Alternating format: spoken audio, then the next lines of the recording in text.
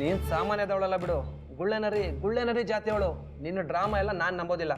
ಮರ್ಯಾದೆಯಿಂದ ಮನೆಯಿಂದ ಹೊರಗಡೆ ಹೋಗು, ಆಮೇಲೆ ನಡೆಯೋ ಪರಿಣಾಮನೇ ಬೇರೆ. ನೀನೇ ನನ್ನನ್ನು ನಂಬಲಿಲ್ಲ ಅಂದ್ರೆ ಹೇಗಣ್ಣ? ಆ ವೀರಶಂಕರ ಎಷ್ಟು ಡೇಂಜರ್ ಅಂತ ನಿನಗೂ ಗೊತ್ತು. ನಾವಿರೋ ಸತ್ಯನೆಲ್ಲ ಲಕ್ಷ್ಮಿ ಕೇಳಿ ಹೇಗಾದ್ರೂ ಮಾಡಿ ಅವರಿಂದ ಅವಳನ್ನ ಕಾಪಾಡಬೇಕು. ಆಗ ಲಕ್ಷ್ಮಿ ನಿನ್ನನ್ನು ಕ್ಷಮಿಸ್ದಾಗೆ ನನ್ನನ್ನು ಕ್ಷಮಿಸ್ಬೋದು ಅಲ್ವಾ? ಲಕ್ಷ್ಮಿ ನನ್ನನ್ನು ಕ್ಷಮಿಸ್ಲಿಲ್ಲ ಅಂದ್ರೂ ಪರವಾಗಿಲ್ಲ, ಆದರೆ ಆ ವೀರಶಂಕರ ಎಂಥವ್ರು ಅನ್ನೋ ಸತ್ಯ ಲಕ್ಷ್ಮಿಗೆ ಗೊತ್ತಾಗಬೇಕು. ಅದೇ ನನಗೆ ಮುಖ್ಯ.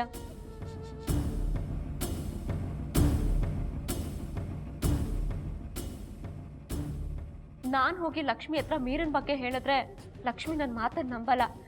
ನೀನು ಹೇಳಿದ್ರೆ ಖಂಡಿತ ನಂಬ್ತಾಳೆ. ಪ್ಲೀಸ್ ಅಣ್ಣ, ಇದೊಂದು ಹೆಲ್ಪ್ ಮಾಡ್ತೀಯಾ? ಒಂದು ವೇಳೆ ಮೈ ಮೇಲೆ ಬೀಳೋ ಹುಲಿ ನಂಬಿಡ್ತೀನಿ, ಆದರೆ ನಿನ್ನಂಥ ಗೋಸುಂಬೆಲ್ ನಾನು ನಂಬೋದಿಲ್ಲ. ಮರ್ಯಾದೆಯಿಂದ ಮನೆಯಿಂದ ಆಚೆ ಹೋಗಲಿಲ್ಲ ಅಂದರೆ ಗೊತ್ತಿರೋದು ಆಚೆ ತಳ್ಬಿಡ್ತೀನಿ. ಪ್ರಿಯಾ, ಕಾಫಿ. Thank you. ಅದಕ್ಕೆ ಏನಣ್ಣ ನೀನು ಎಷ್ಟು ಹೇಳಿದ್ರು ನನ್ನ ಮಾತನ್ನೇ ಕೇಳಲ್ಲ ಅಂತೀಯಲ್ಲ ನೀನು ಯಾಕೆ ಈ ಕೆಲಸನೆಲ್ಲ ಮಾಡಬೇಕು? ಬೇರೆ ಏನಾದರೂ ಬಿಸ್ನೆಸ್ ಮಾಡು. ನೀನು ಬಿಸ್ನೆಸ್ ಮಾಡೋದಕ್ಕೆ ನಾನು ನಿನಗೆ ಹೆಲ್ಪ್ ಮಾಡ್ತೀನಿ. ಅದಕ್ಕೆ ನೀವಾದರೂ ನಿನಗೆ ಸ್ವಲ್ಪ ಹೇಳಿ. ನೀನು ಹೇಳ್ದಾಗೆ ನಾನು ಹೇಳಿದ್ದೀನಿ ಪ್ರಿಯಾ, ಆದರೆ ನನ್ನ ಮಾತೇ ಕೇಳ್ತಿಲ್ಲ. ಒಟ್ಟಿನಲ್ಲಿ ನನ್ನ ಗಂಡ ದುಡ್ದು ನಮ್ಮನ್ನೆಲ್ಲ ಸಾಕ್ತಿದ್ದಾರಲ್ಲ, ಅದೇ ಖುಷಿ. ಬಬ್ಲು ಮಲ್ಕೋತಾ ಇದ್ದಾಳೆ, ನಾನು ಮಲಗಿಸ್ಬಿಟ್ಟು ಬರ್ತೀನಿ, ನೀವು ಮಾತಾಡ್ತಾ ಇರಿ.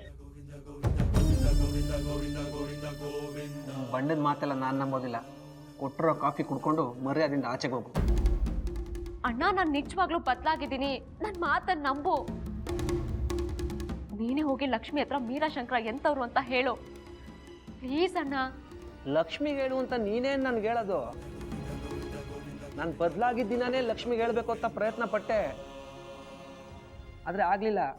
ನಾನು ಮತ್ತೆ ಪ್ರಯತ್ನ ಯಾಕೆ ಪಡಲಿಲ್ಲ ಗೊತ್ತಾ? ಲಕ್ಷ್ಮಿಗೆ ಯಾರು ಎಷ್ಟೇ ಕಷ್ಟ ಕೊಡೋಕ್ಕೆ ಪ್ರಯತ್ನ ಪಟ್ಟರು ಅದಾಗೋದಿಲ್ಲ. ಯಾಕೆ ಅಂದರೆ ಅವಳ ಹಿಂದೆ ಅವಳನ್ನ ಕಾಯೋಕ್ಕೆ ಆ ಸಾಯಿನಾಥ ಇದ್ದಾನೆ.